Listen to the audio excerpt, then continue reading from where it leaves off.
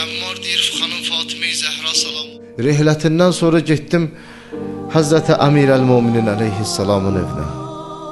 Getdim gördüm Həzrəti Əmir əl-Müminin əleyhissalam evdə yoxdur. Gəldim Bəqiyə.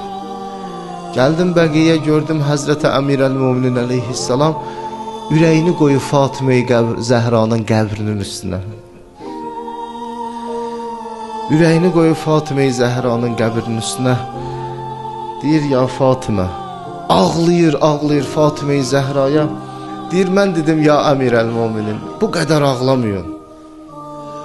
Deyir Həzrət çəkilir kənarda, dua eləyir, deyir ilahi pərverdigara, mənə bu müsibətdə səbr ver, mən dözə bilmirəm, səbr eləyə bilmirəm Fatımənin müsibətində. Yenə gəlir ürəyini qoyur Fatıma-i Zəhran, yəni Zəhra, mən səndən ayrıla bilmədim, çətin oldu mənə. Dedim ya Əmir əl-Müminin, bu qədər ağlamıyorsun. Axı İmam Həsən, İmam Hüseyni necə biz aram eləyə bilərik?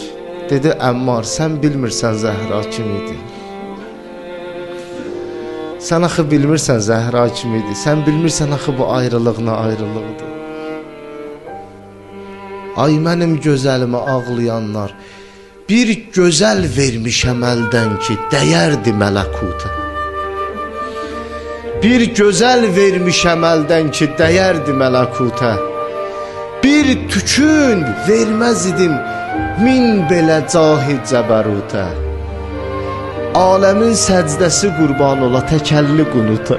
Bir əli ilə Fatıma-i Zəhra qunut tuturdu. Aləmin səcdəsi qurban ola təkəlli qunuta.